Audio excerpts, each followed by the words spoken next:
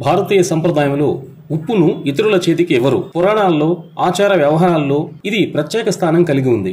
అయితే ఇందులో అంతరార్థం చాలా ఉంది.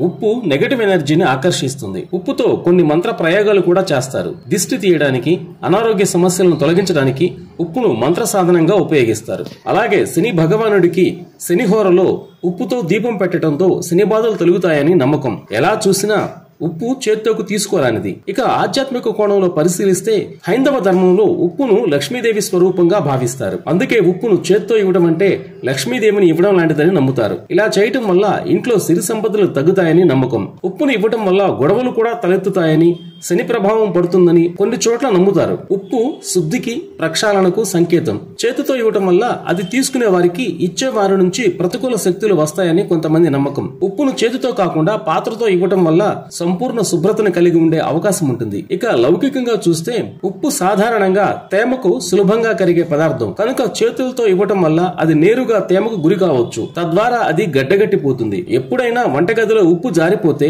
తొక్కకుండా వెంటనే నీటితో శుభ్రం చేయండి. లేకపోతే ప్రతికూల పరిస్థితులు కలిగే ప్రమాదం ఉంటుంది. చేతితో ఉప్పు ఇవ్వడం, తీసుకోవడం అంత మంచిది కాదంటున్నారు పండితులు.